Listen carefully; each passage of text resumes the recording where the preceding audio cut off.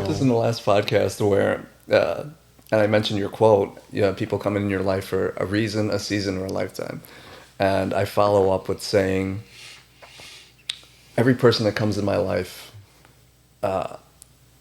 people jump in and out of your life, and sometimes you spend the rest of your life finding out why. And for most of the people I know, I've found out why. I think I say 90%.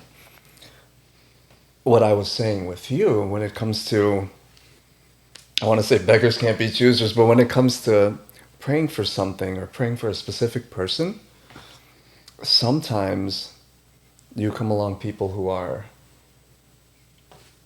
in a position where they need something from you. Yeah.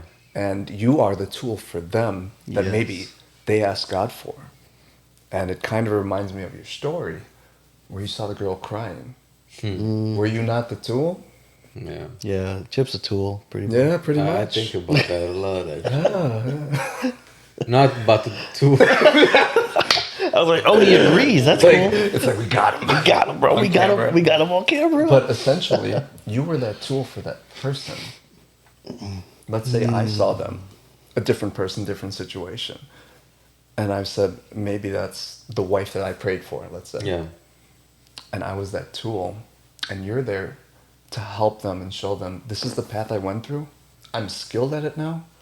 Let me bring you along with me. That's beautiful. Yeah. So was Mary. So it's Mary. So There she was an angel. she was in. And she was driving a Maserati. Hey, you know what?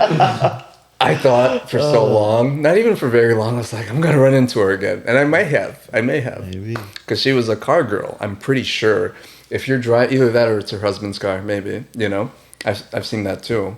But a modded Maserati Gran Turismo Sport. And I did look for one in Chicago too, you know what I mean? It's like, with all the potholes and stuff, like you gotta be careful out there so it's not too common. Floored it. Lost traction for a second and looked at me. Why would she be looking at me? And why would she floor it? It's because she knew I was watching. Car guy knows a car girl. I mean, she's not even a car girl. She just Hello, Mary. hello. Mary Tess. Mary Tess. Maybe her name was Mary Tess. So, That's so speaking funny. of that, in one of his reels, he talks about like what he wishes for, and he's like, I guess it's kind of funny because he's got this Filipino accent. There's this comedian that's on, and he's praying to Santa Claus, but it's praying, and I don't think it's Santa Claus. But he's like, for Christmas, I want a wife with a glasses and a freckles, which means freckles. Okay. Freckles. A prackle. It's like a Filipino, like F and P's, like we always get. He's like, with the freckles and a glasses, and it made me think, every time I think about when we talk about praying for a wife, I think of that, which is pretty funny. And it's kind of the same thing. He was asking Santa Claus, but it's, for some people, little kids, Santa Claus is God. You know what I mean? Right. So that's what I thought of when you were talking about praying for a wife. A glasses, not just glasses, a glasses. Eyeglasses. But that's it. It's interesting, right? It's kind of going back to the question of when is God not showed up when we wanted him to? It's because we wanted him to, but when did we need him to? We want him to show up before the wound gets bigger, before the pain gets harder. But that's not necessarily the best time for him to come, because it's like you still need to learn this lesson. Because that's it. Like one of the things that I've heard, and I've said it on one of our earliest podcasts. One of the greatest forms of love is to allow the person who you love and watch them suffer. That's exactly why I cried in the car coming here. Because I'm like, how much God has to love you to watch you go through all of that and know that he created you with free will and he could step in, but because he loves you and because he's giving you that, he will allow you to go through it. And when you're ready, he's still there with open arms. Like that just to me, like it's something that it's mind boggling. Like I can't grasp Like, you created me, and yet your creation is talking back at you, questioning you. Like, no, it's got to be done this way. It's like, who are you, man? Yeah. It's Can I ask you a question? What did you just say about loving somebody else? Or say you really love someone. One of the greatest forms of expressing and showing that love is allowing them to suffer. so, this is what comes to mind, and it kind of goes with loving somebody. Mm. I used to speak to somebody about when hard times were extremely hard, and I was so focused on the physical, the business, the grinding, all that. And this girl said, "You have to love yourself first." And I thought, honestly, oh, this is some girl stuff. Love yourself, feel good about yourself. Girl stuff. I mean, I'm not trying to be sexist or anything. Yeah. And Like, unless you have a Maserati with a black hood, I don't care for what you most, say. most people know that I have very strong feminine traits, and it's a very powerful thing, and it balances with the masculinity to the point where Balances the beard really well. yeah.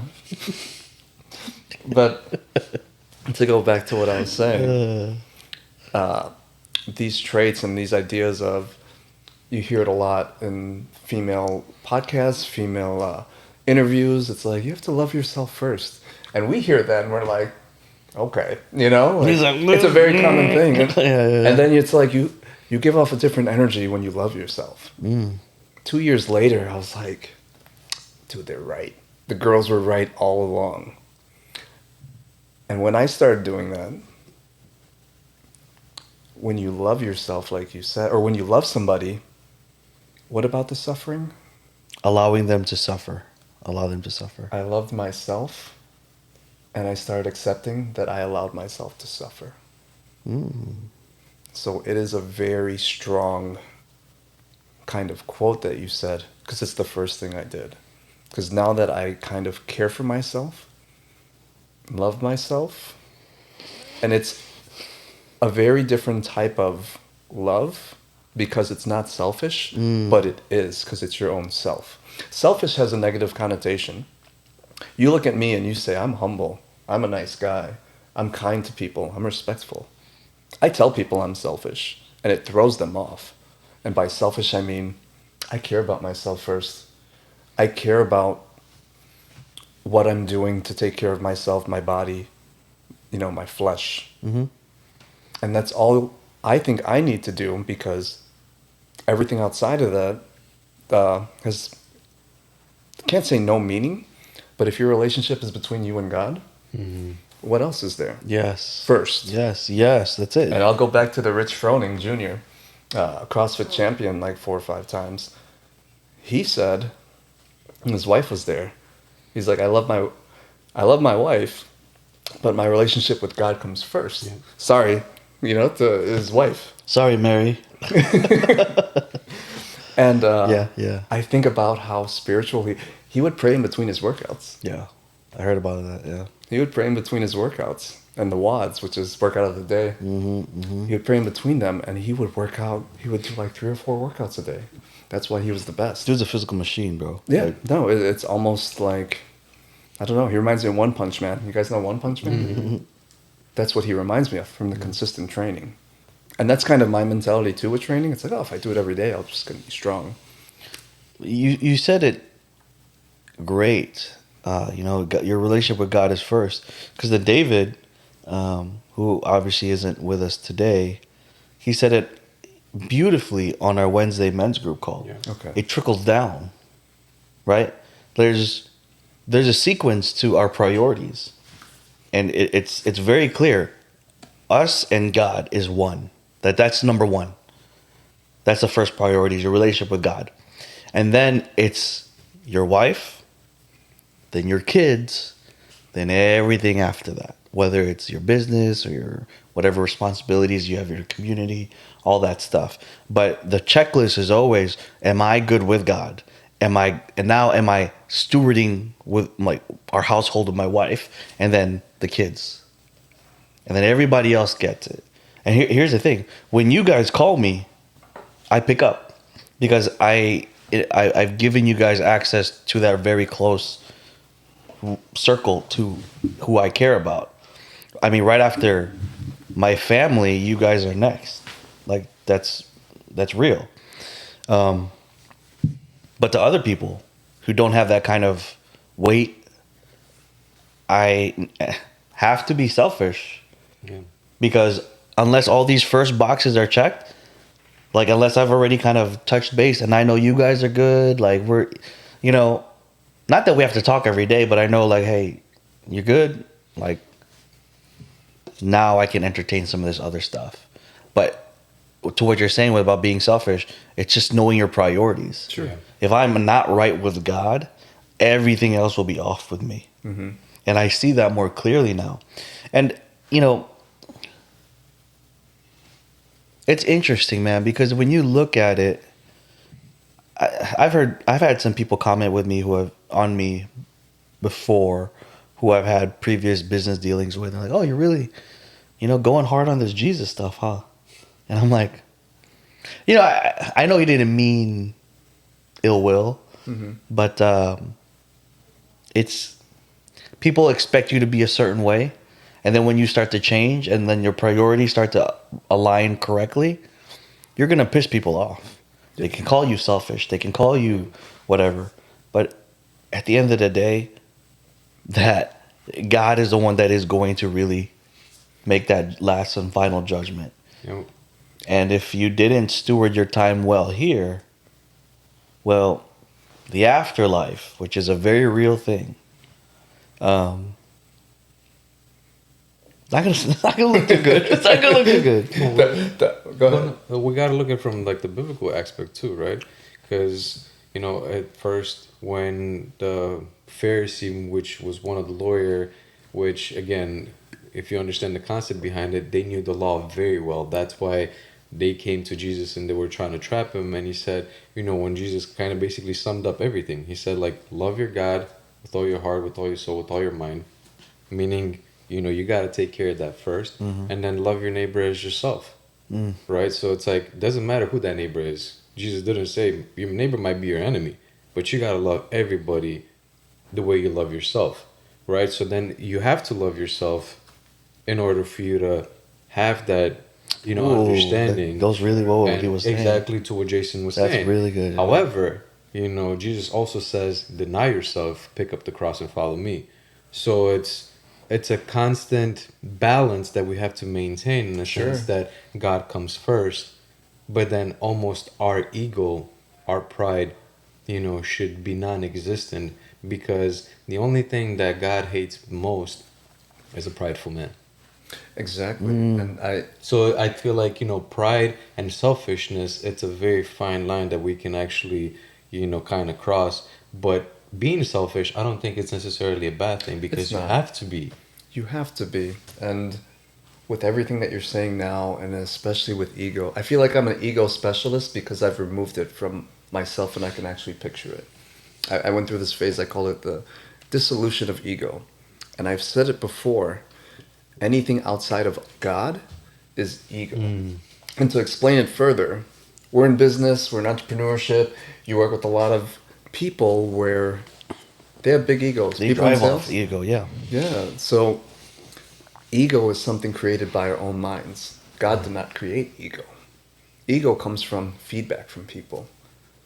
You sell a car for $100,000, your ego's like, I did the most sales this day. And you're pushing that upon other people.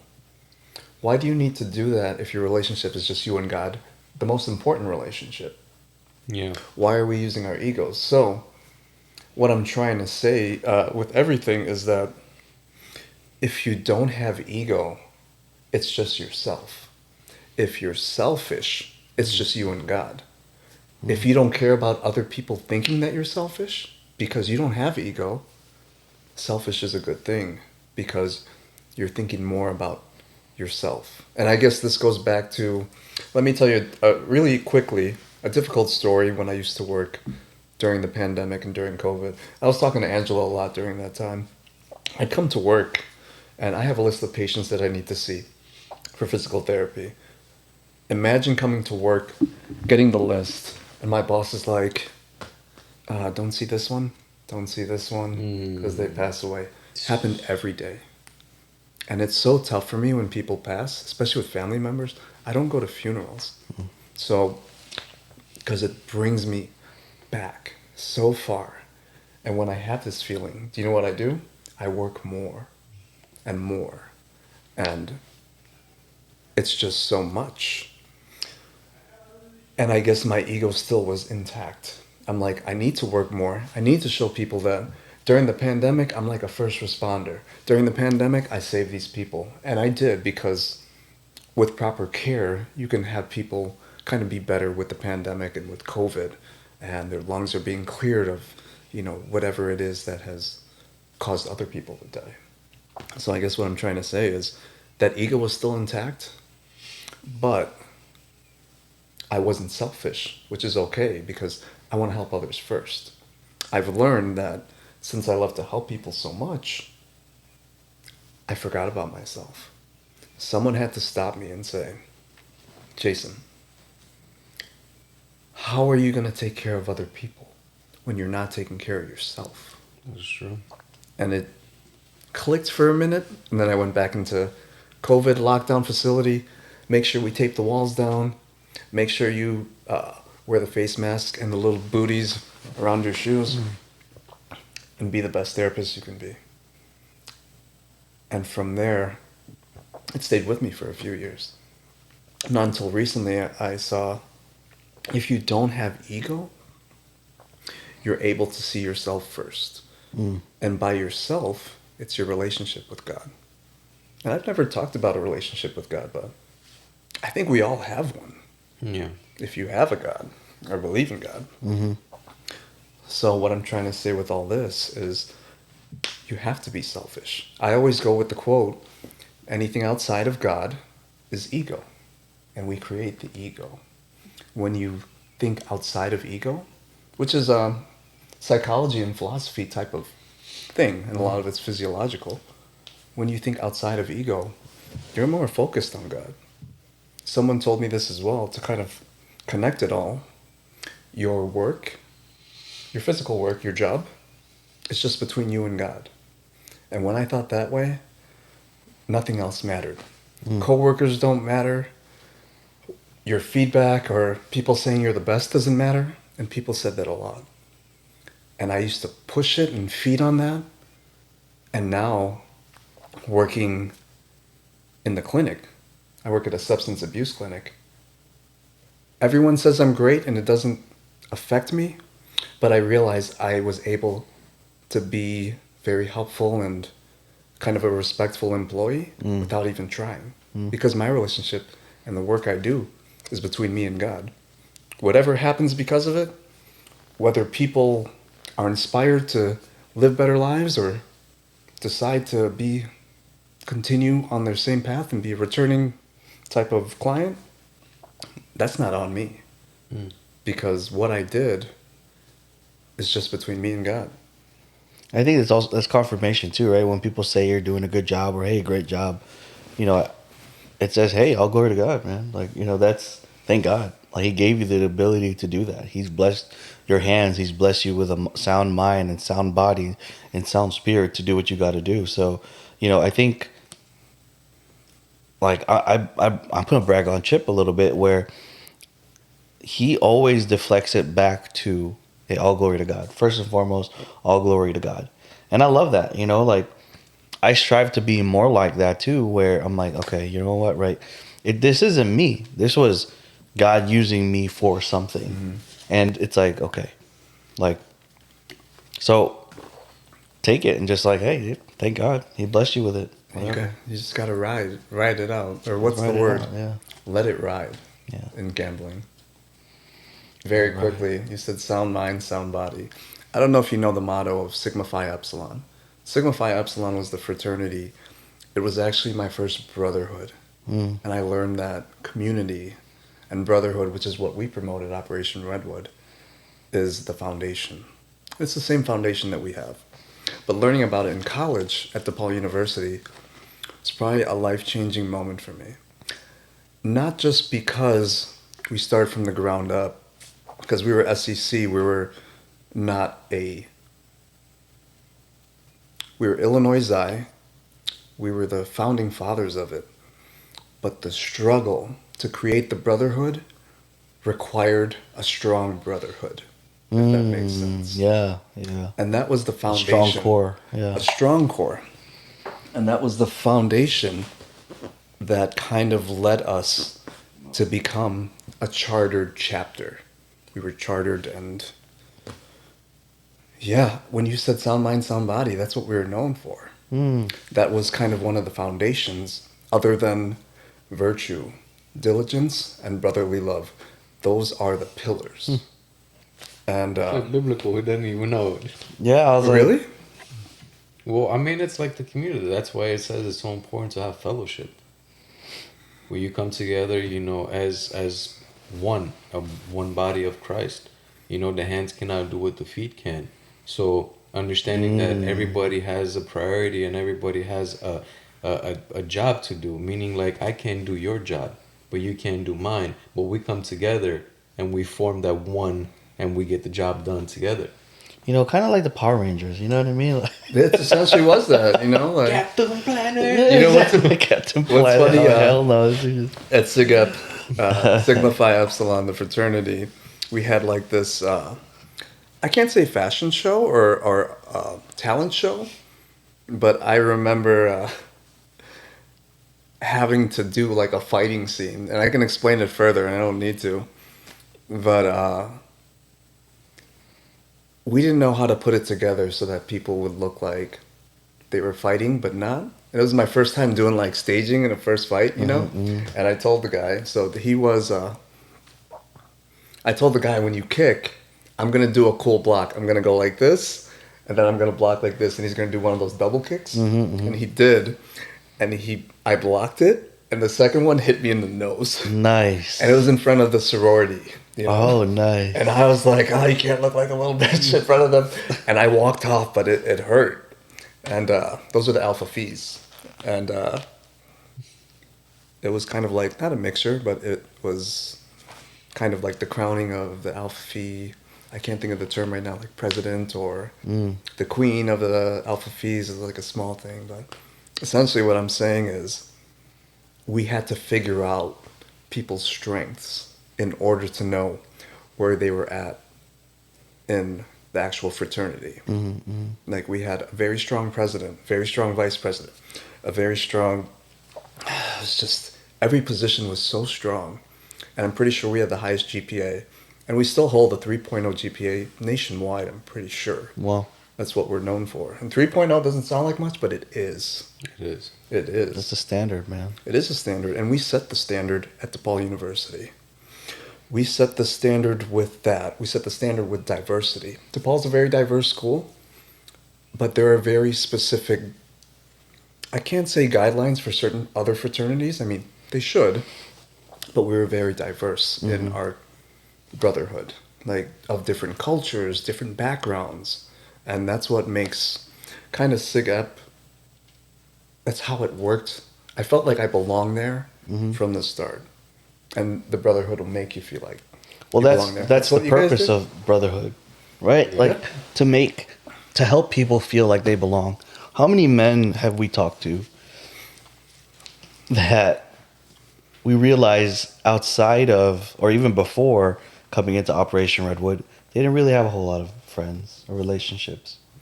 And I think more often than not, most men are that way because we ride the lone wolf title, and we thrive on that because as men, you're not supposed to be talking about your emotions, right? Like you're like, oh, that's a feminine thing, and It is. loving yourself, and most dudes won't, you know. I talk about it. They can't hang about it. They can't hang with that because they don't get it.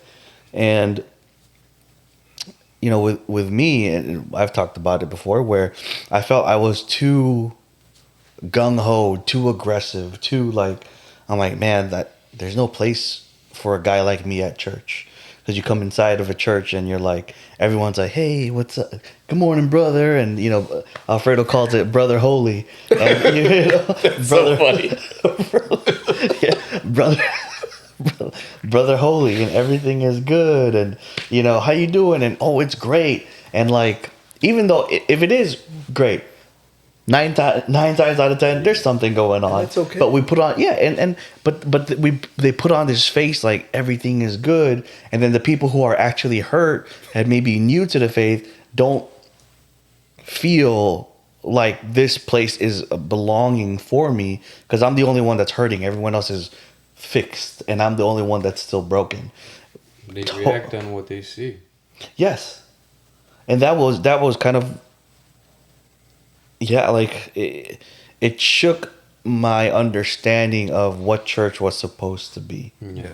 Like this is not a place to be perfect and flaunt it in front of other people. This is a place to be real with people. So, I mean, when I took over the security team and I would have these one-on-one conversations with guys, I would realize I'm like, this is really common. Like a lot of these guys feel alone. Yeah. Yeah. Sometimes we think church is like a Sunday drive, smooth sailing and whatever. And just to come back to it, sometimes man, it's an F1 race. Yeah. It's so intense. But it's like, it should be about a team. It should be about like, again, Paul talks about it individually, right? We all are in a race. We all trying to get to the finish line. We all trying to be that winner, that whatever. But at the same time, when we belong to a community, it's about the community. As a community, we're supposed to strive to like get to the finish line together. The community is a big thing, and you mentioned F1. For some reason, I thought I had my F1 shirt, but I have the F1 socks. Since Chip, and I'll tell you about F1, or you can relate and understand, and I'm sure you can too. Everyone sees the driver, but not the team. Yeah. So let's, for example, Yeah, that's a good one. Mercedes, they have Lewis Hamilton, 6, 7, 8-time world champion. No, he was unbeatable for a very long time. What people don't hear is the headset and the microphone. So he is in contact with the engineers. I think his name's Toto, the main kind of coach for, this is what you do for this lap. Max Verstappen, who's champion now, he's got 1.2 seconds behind you. He's like, save your tires. His tires are going to give out. He's going to pit.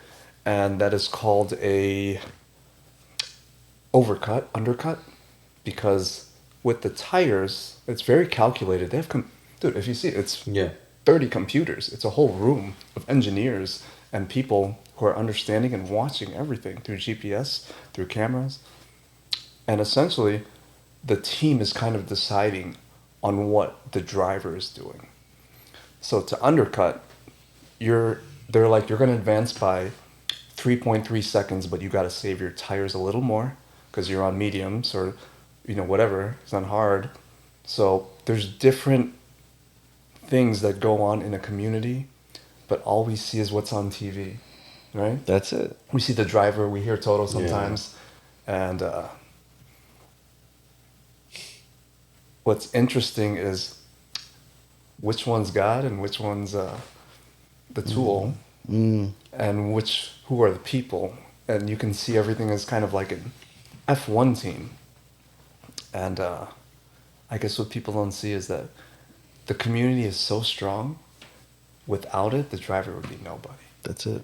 So That is a powerful thing. when I used to watch races as a kid, and I see the driver, he'd come out, champion, be at the podium, first place, and he would run and jump to his whole team. I was like, what is the team for? Like, he's the driver, but he's being guided by some of the best in the world. Well, they have to be the best in the world. Yeah.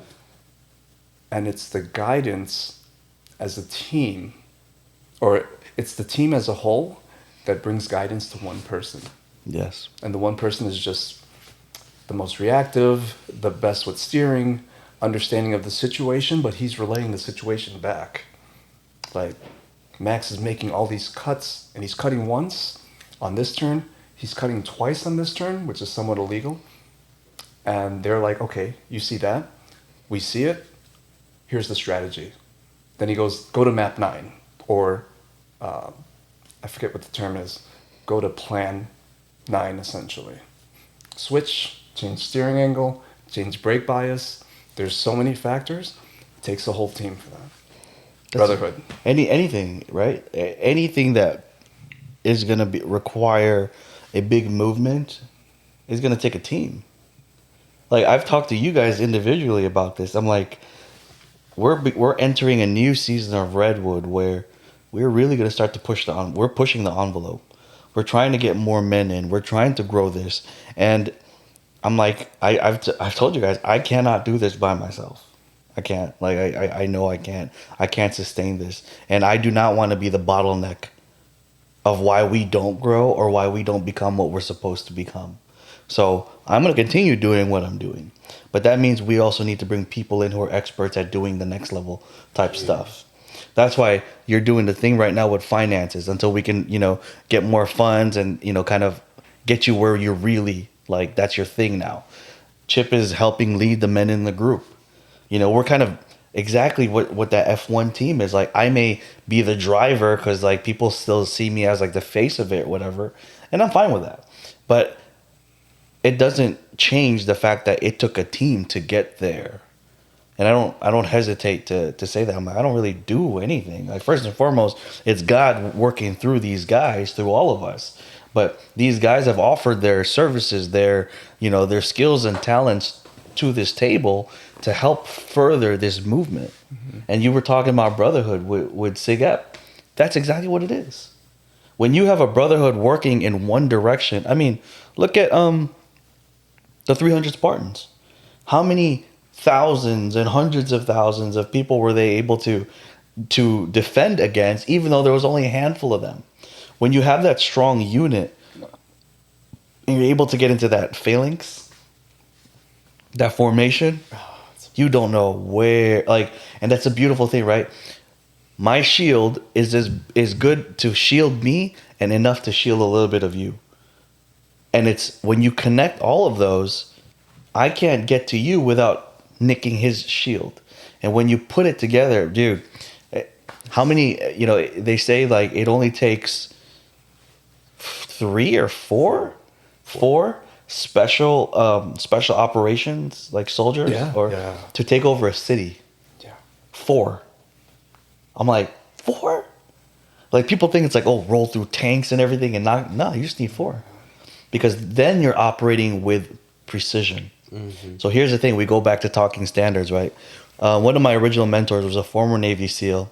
When I was working high school security, it was a blessing to work with him because I was able to pick his brain. Former Navy SEAL, he was also a former cop. So at the time, I was going through my hiring process with San Jose, and it was awesome, like, being mentored by him and just picking his brain and how he sees everything tactically, life, and all these things. And he was telling me this really interesting thing, right? So, you know how the Army has a saying, "No man left behind," mm-hmm. And that's kind of like the general saying, right? No man left behind. And I get it. Like, I'm all for it. He was telling me his unit, his special ops unit had a different saying. He said, "If you fall behind, you get left behind." And I was like, what? I was like, explain that to me. He's actually the one that, remember we did that workout back in the day, the hundreds? Yeah, the hundreds. I got that from him. Really? He's like, today we're going to do the hundreds workout. I'm like, the hell is that? Every workout of that day was 100 reps. I was like, bro, but this dude he was pushing 50 something. Yeah. He was jacked, like he could still play football. I hope I could be like that. Dude, that's the goal, right? It is the goal. So then he goes like, yeah, if you fall behind, you get left behind. He's like, the general military, there's a reason why the infantry unit is huge and special operations is really small. Mm-hmm. Like, you need to be more maneuverable. You need to be for special tactics, special situations that are beyond. Same thing with SWAT teams. When it's beyond the patrol officer's capabilities, the SWAT team is there to handle, like, the higher tier, crazier stuff. And that's a smaller unit than the overall patrol division. And the whole idea was, it's not like, hey, no man gets left behind, because in special operations, you need to hold a level of standard. If you fall behind and you cause the rest of the team to stumble, you get left behind. So now everyone in his unit, he's like, these are the most deadly dudes. These are the most fit dudes, and because they kept that each other sharp. Like if you fall behind, you will be left behind, and it's not like obviously they're gonna do their best to save him, right? But that mindset is different than no man left behind. Then like if you're the guy in the back, you're kind of like, yeah, that's cool. Like they're not gonna leave me. Like I'll be fat. I'll catch up to you I'll guys. catch up to you guys because you guys are gonna come back and get me. Here it's like we have a mission to accomplish, Yeah. and it goes hand in hand with when I was training with the SWAT team, and I took this into modern fitness. The core value that they were teaching was mission over man. Mission over man. You remember, right? Yeah. That's one I always harped on with our team. Mission over man. The mission is greater than any one individual. And it was such a like, wow. Like, And it always should be that. You know, should be. at least as a whole, you're thinking big picture. Sure, you're thinking about yourself first, but if you work as a team or as a brotherhood, what you do affects that whole mission. Yeah. And you guys know from military, PD, SWAT, all that, everything has to be strategic, tactical, and solutions oriented. And that's why that team, and that's why there's only 4 in a SEAL team.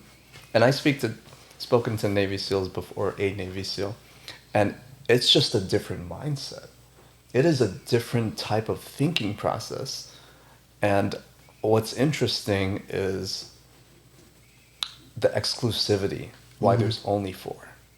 That's why even when we train certain clients before, the interesting thing is not take as many clients as possible. Do we want to work with them? You know? And the military is the same way. It's, yeah, they're qualified and this and that. But those 3 members, if they're recruiting a new one, do we want to work with him? that's part of it. That's part, because you don't want to mess up the culture. You don't want to mess up the flow of that team. You know, you could be the smartest dude, but if you bring that ego around and you start to ruin the chemistry we have in here, you're gonna be out. It just brought me to like this illustration. It's like, are you clay or are you iron? Ooh, Are you soft enough to be able to like be molded and shaped and requires the least amount of effort?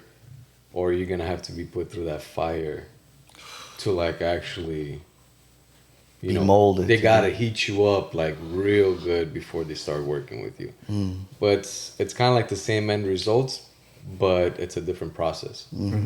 So, which process I guess you want to go through, harder or easier. But again, I think you touched on it. It's also about the pride you come in.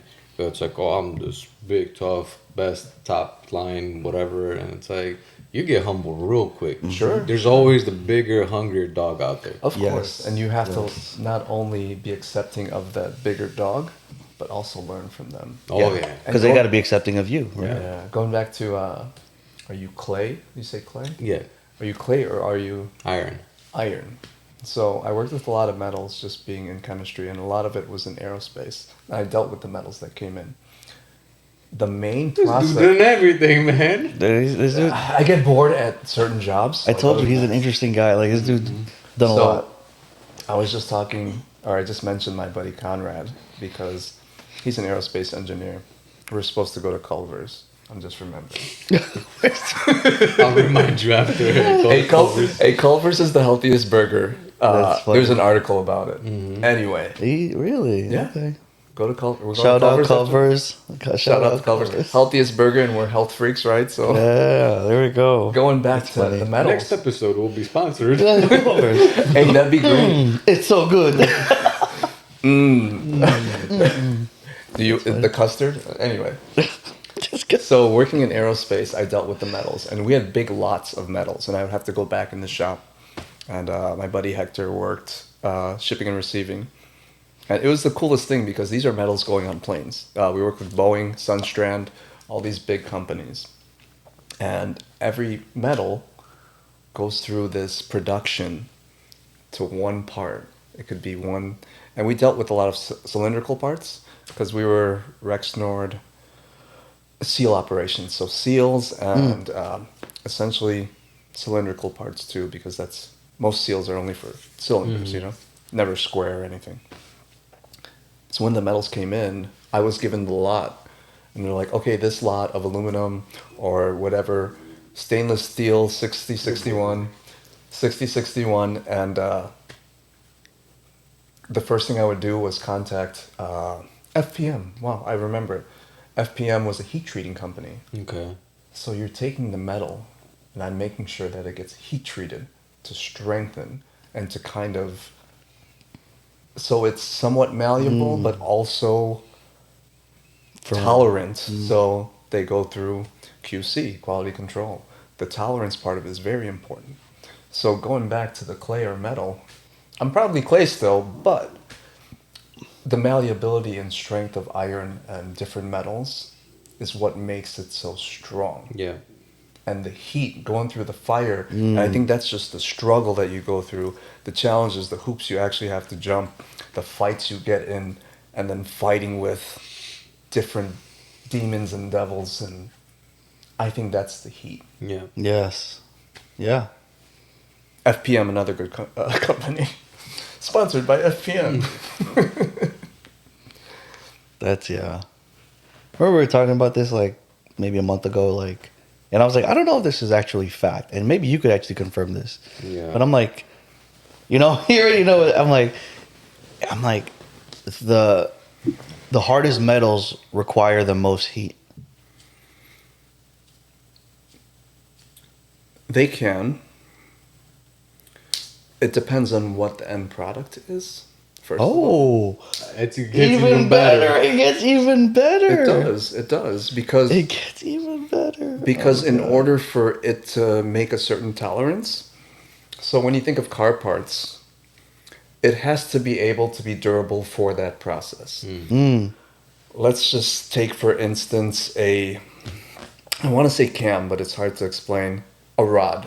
So the Okay. rod on the actual cylinder is what brings the piston up and down. It's basically part of the piston, I guess. They're like an H shape usually, and they just go up and down. So How does it go up and? So you take the rod, and it, That's why I said a little bit like more to the side. I'm like, I don't want a part of it. so I play too much. I'm like, Jason's I'll give you an like, example. Chip, can I help you real quick? Hold this, and I'll show you what the actual Take the cap off. what happens. Let me show you what happens in a cylinder. Oh boy. So the rod, here's the top of the cylinder, and let's say like it's a V8 engine. So it's in the shape of a V, anywhere from 45 degrees to wherever. It's going up and down. It's made out of, let's say, just steel or metal, or let's just say it's a metal. In order for it to go up and down, it takes power from the car, and there's a whole process. But that certain rod needs to have a tolerance when it comes to heat, and that goes based off of the temperature in the cylinder, and also the temperature under the hood, and also the ambient temperature. So there's so many factors, but mainly just the block, and then just the main part of the engine. So that heat tolerance, let's say an engine gets, I don't know temperatures too well, let's say it gets up to 500 degrees. You want to have your tolerance of heat at 600. So that's going to be heat treated to 600. Oh. So Ooh. it depends on the end result or its purpose. Eee. And let me Everything's related to cars. Let me man. give you this context because my boy right here was in the season, and I was like, "Listen, bro, I don't know if this is true, but I feel like in my heart it is. In my mind, it definitely is.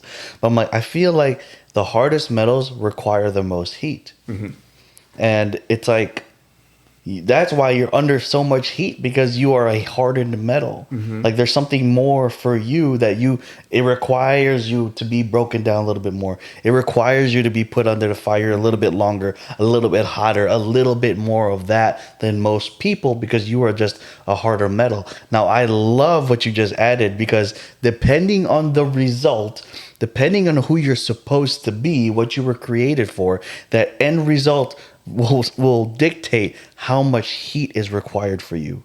I'm like, dude. So going back to the beginning of this conversation, if you were under a lot of heat right now, find glory in that. Find peace in that. I would be happy because it just shows that deep inside you were made for more. That you were made to be like that piston where you could withstand a certain heat. Because you were created for that. You weren't a door handle. You're in the engine. Let me take it a step further, because I was thinking about this. Yeah, you need that heat. You're just saying, in order to go through what you go through. These parts fail often, and the reason why they fail, let's say it's going at 9,000 RPM, so it's essentially moving at a very high rate of speed. Your tolerance is for 600 degrees. You add more power. You add a bigger turbo. You add more heat. So, in order for that to not fail, let's say up to 600 degrees, let's say it gets to 650. Now you're using rods where you're on the borderline of blowing up. Dude. Hold on. So, Wow, okay. if you're adding more power, let's say you're getting stronger physically or stronger mentally, you need to up your metal or have something that has a higher tolerance. And essentially, you need to be well equipped to make sure that your engine is operating at the most optimal level while being safe. Race cars blow up all the time. No problem. You blow up a rod there's so many parts of failure, points of failure, that unless you start with a solid foundation, rods, cam, a properly sized turbo for that for that engine and powertrain, if you choose the right components in your life, you'll be running at a safe and optimal level to be the fastest, strongest, and most efficient, number one. My car is a 2001 S4. Everyone gets two big turbos, but you don't need a bigger turbo because the ones that I have, which are the RS4 turbos from Europe, are the appropriate size for the weight of the car so that you always have a good amount of power when you need it versus turbo lag. You know turbo lag? You know turbo lag? No. Bigger turbos have more lag, but it builds more. I'm about consistent power when it's needed, so I have KO4 turbos. Basically, the perfect size component for that car. You're tracking all this? Oh yeah, well, like This dude's eating it Hey, up. buy an S4. I have a couple that you can. No, I will mean, build that it. too, but I'm just like, He knows what's up. like I mean, it Do you was see its just- connection with Yes. the cars in life? Even Joe Rogan says, he's like, your body's like a machine. It needs to be, you need to get the oil changes, you need to check the components, the suspension, you need to balance certain things, and it's big, man. So I relate everything in one way or But another. I think we just opened up a new whole bunch of listeners. All our car guys listening right now, they're like, "Oh my god, who Hey, is that?" there's this guy, a really good guy. His name is Ricky at Rada. I want to say Rada Racing, but Rada. I know, and he builds 1,300 to 1,800 horsepower cars, and they're just smoking R1s, Busas or Hayabusa. Like they're smoking all these in Audi. It is the craziest thing. That's nuts. Yeah, but there's a That's lot of big power guys out there. Very smart, intelligent guy. And he's on a podcast. And I met him at the last car show. And there's one tomorrow. Nice. Same place, same bad time. Yes. By the time this airs, people are gonna go there. They're like, "Where the hell is the car show?" Yeah, it's at the Bays in Wheeling.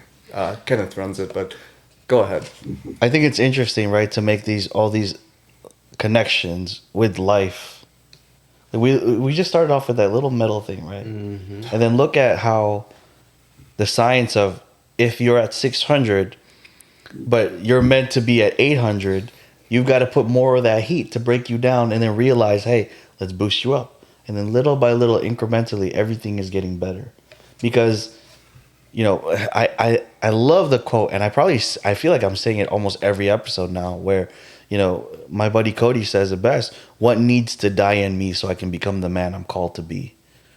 In a sense, how can I apply more heat to become the piston, the Yeah. tool, the part I need to be. It's a self-assessment, man. I feel like every time we need to self-assess because you need to know your rating, what you're rated for. Yeah. Ooh. Ooh, rating is a good word because everything's rated at a certain level. So it's like if I'm, what Jason, what you were saying, if I'm only rated for 600 degrees and that furnace is 650, I know it's that 50-degree difference. You're- Might not be a lot, you're but right. that 50 is going to break you. Yeah. Oh. Oh. Oh. So that's the thing with cars. It's like you're right on the border of blowing up, and just like any I love component, that. you have hit too much voltage, too much current, you're shutting down your whole house. You know. Yeah. Sometimes that's what you need. And electricians are expensive. Sometimes that's what you need. You're right. But I feel like that's exactly what God is telling you, man. It's a hefty price you're gonna pay if you don't rely on the things that I rated you for. But so many times we want to go a little bit higher, and then He's got to put you back in the shop and be like, okay, now it's gonna cost you. I warned you. I sent you so many warning signs. So many signs. All the lights, kept Yo. popping up before you blew up, and it's like all of a sudden now Dude, I that's- gotta fix you up again. That's But dirty. it's gonna be, Wow. it's gonna be it's gonna be a painful process, Yeah. and I feel like I think that we all gone through it, and I'm sure there's gonna be more of those Yeah. because of our inability to fully. I feel like I'm not talking for everybody. I'm talking for myself. There's so many times I find myself the inability to fully trust God, and that's when things blow up.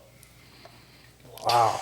Oh my gosh. How do we go? Listen, I'm not like I said, I'm not a car guy, but now I want to be.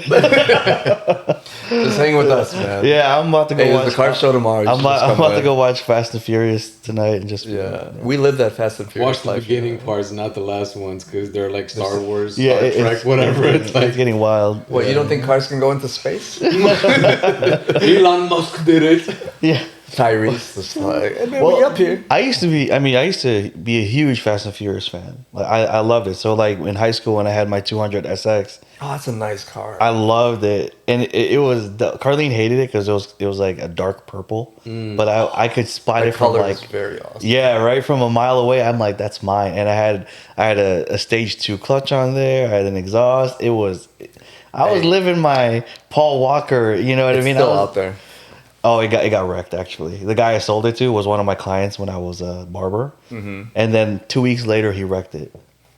He paid me, but I'm just like, oh, that kind of hurts. Anyways, Fast and Furious, right? Like I'm like, man, I used to be such a big fan of that until the more recent movies. I saw one where I think it was Tyrese where he was like encircled. Do you guys know this scene? He was encircled with a bunch of like dudes with AKs, Yeah. and it wasn't like a far thing, but they all were just like spraying down AK-47 rounds He on got out him, of it. and he did it nothing. I'm like, what am I watching? But Like, but what's interesting about that scene? Every time he's like, essentially saying, "I think God's protecting me." yeah, exactly. Yeah, He's well, there like, you go. because he's like not a scratch, Yeah, exactly. and it's pretty amazing. But that happens.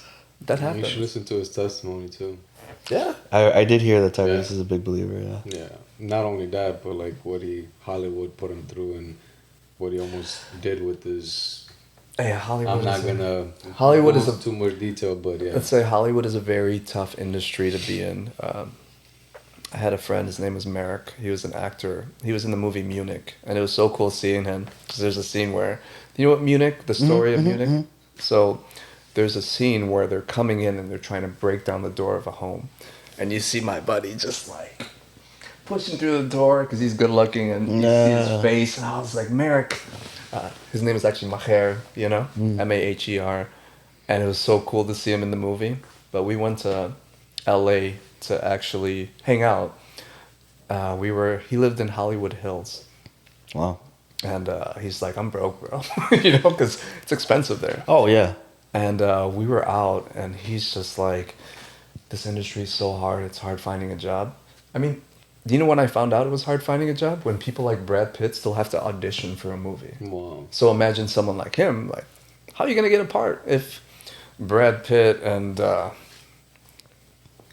A-list name, like A-list they names have are to. still fighting over that part. You're still in line with them. Yeah, right. like You're like, well, what time? It's my turn, right? it's But like it is. so that industry is so difficult that he was fighting just being able to live there, thinking about his career all the time. But he became a producer, and so he got to create. So that's different, which is awesome for him. And the interesting part that I'm trying to go back to is production of movies is different than being that actor, because the actor, you have the director in charge of you. And it's the same thing in music. But if you're a producer, you're basically the CEO of your company. And he's a good guy, and I'm sure the actors that worked for him or work for him are happy because you have a good boss, you know? And it makes all the difference. All the difference.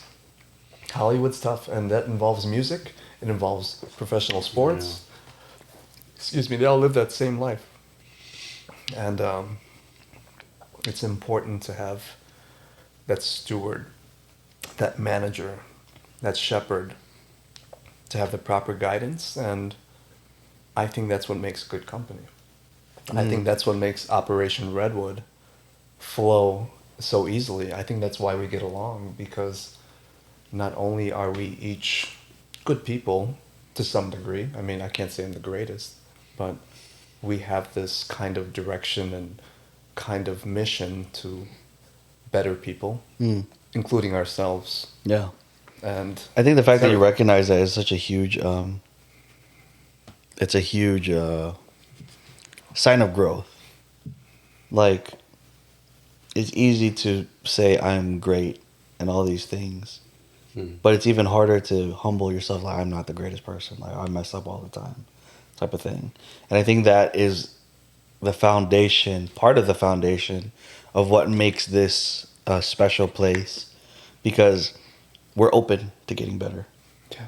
We're open to, all right, God, like, I know I've screwed this up plenty of times. What do you want from me? What do you want to do with me? And that direction in itself, I mean, it can only take you to good places. But it does come from being broken many times. And who's the one doing the breaking? Me. Because I mess it up all the time. But this is where it's a beautiful conversation where we're not, when we talk, this is not theory. This is not something we read from a book and like, hey, I heard, you know, your reticular activating system, like, blah, blah, blah. Like, this is stuff we've experienced and have like wisdom and knowledge, which is, I think, a lot of what people lack is the experience. You can talk out of your ass all you want, but unless you've experienced it, you can sense this dude's been through something. Yeah. This guy knows what he's talking about because he really believes it.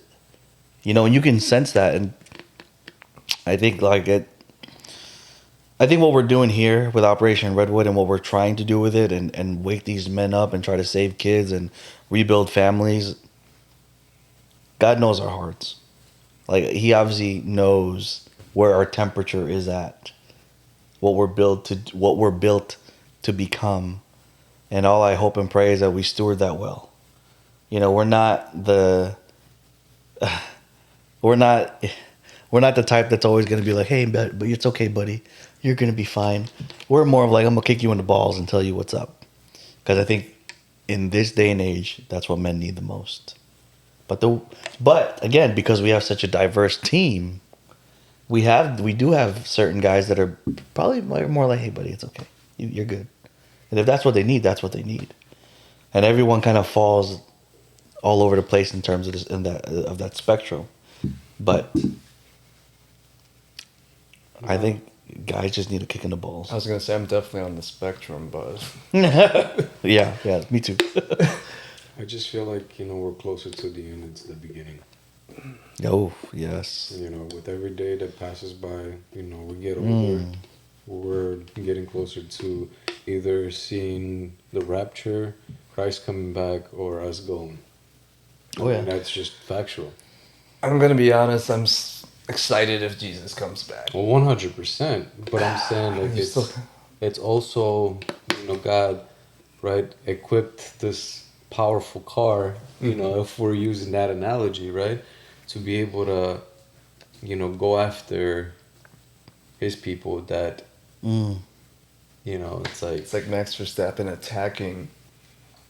like, come on, Lewis man, like, I Hamilton. gotta challenge you. God is telling you, I need you to be challenged a little bit. So I'm gonna send Jason. It's like, you gotta keep up with that dude. And, you know, I was actually talking to Angelo. I mean, the beautiful thing about you is that, see, a lot of Christians, we get comfortable, like I said in the beginning. You have that first love, and it's biblical when Christ is talking about, you know, in Revelation about this church, that he said that, you know, the only thing that I have against you is that I want you to come back to that, to the first love. Meaning the first love when we first fell in love with God.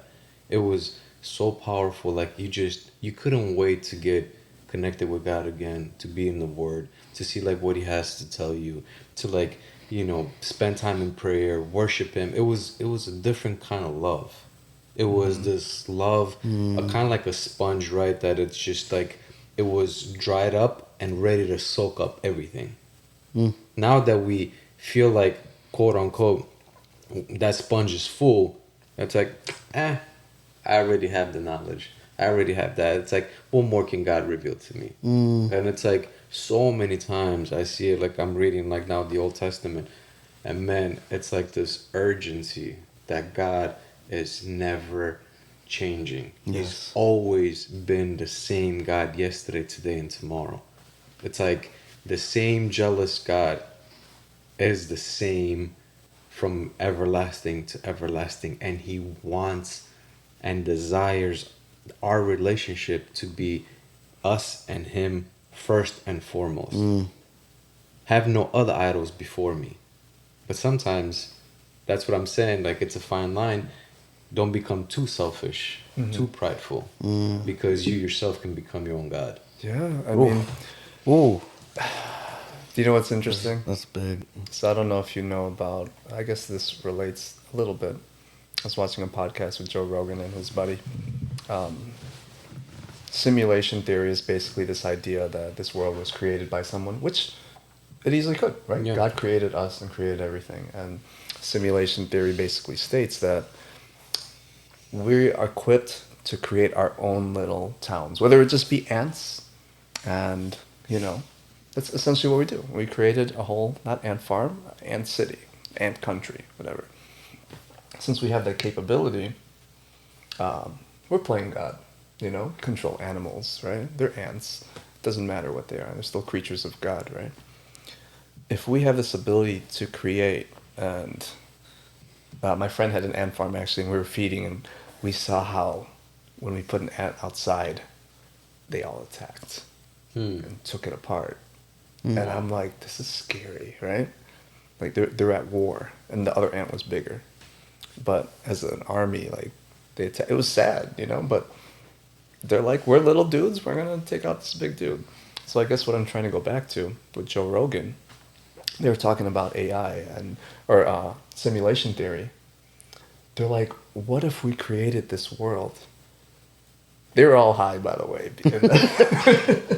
Yeah. But it was amazing thoughts. And they said, what if we created this world and this is all a simulation and we're God and we just throw ourselves somewhere in the middle and there you are and you spend your lifetime figuring out who you are. And it was just an interesting concept because so many people will think twice about what this world is. So many people will question whether God's up there, whether there's a creator, or whether this universe was part of God or the universe, which I think of a lot. The universe is a very powerful kind of realm of something else, Maybe God's even further than that, not just this earth. I guess what I'm trying to say is the universe and God can be one, and the universe offers me signs and shows me signs, and so does God, but it could be one and the same. Yeah.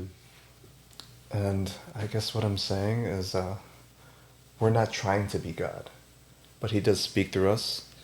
I'm starting to realize that He creates things through me. Everything related to my hands, whether it be cars and building, whether it be piano and just playing, whether it be physical therapy and just healing. everything related to my hands is my gift from God. And in the previous lifetime, if we do have that, I was a warrior, Jason and the Argonauts. I was a healer. Jason means healer. I had to Google it. I don't use Google, by the way. So these gifts from God carry from one life to the next. And whether there's an afterlife, maybe heaven is just that next life. It's just that That was like their theory. that was part of their theory, but it's also part of my line of thinking. Just because, oh, maybe I was part of the Roman times or part of Interesting. 300, and you know that movie 300 changed my life, man. But you know, it's based off a biblical story. What is Jason? 300. 300? Yeah, yeah. But they kind of depict it in a more negative way. But when you actually read it, I don't know if you've ever read the story. Which one? The 300. You Where know, like they were they were going less and less soldiers. Yeah. You know, Oh, and it's like, you know, but again, to what you're saying, you always say like, and correct me if I'm wrong, right? You're exactly where you need to be. Yes. And I feel like, I think, then this is my personal belief, I feel that I don't think it's ever another Jason that existed or that there will ever be. It's just you're at the perfect time Yes. in history. And God created you for this exactly specific moment. And like you said, to heal people, to build things, to play things, to bring things into creation. And God, and you just said, like, you are acknowledging that all of those things are gifts from above. Yeah, no, most definitely, because I didn't think about wanting to do all these things. I liked cars. I didn't really like the piano. I loved music, but I also didn't think I'd ever have my hands on people to try and heal, you know? Yeah. And that's a big one. Well, Alfredo said it, in an earlier podcast. He's like, our gifts were not meant for us; they were meant for other people. That is true. What joy is it to be so talented and so gifted at one thing, and then live in your own lonely island and no one to share it with? Alfredo said, what is an apple tree if it doesn't give the apples to somebody else? It's not for the tree. It has the apples for others. So you're Exactly. giving. Exactly. So that's why, like Chip was saying, I agree. I think like I don't subscribe to the idea of reincarnation where we were like anything before or we will be something after. I think like you were created for this time, for this exact moment in history, to accomplish certain things that only you can. And that's where you kind of come alive. Right. We talked about it before. The two important things, two memorable things, or monumentous things, I don't know, but in life is the first when you're born, and the second when you figure out why. Like, so why did God place me here in this time, in this crazy political climate we live in today, the crazy cultural shifts that are happening? Why now? In the middle of this chaos, we're bringing peace within the chaos.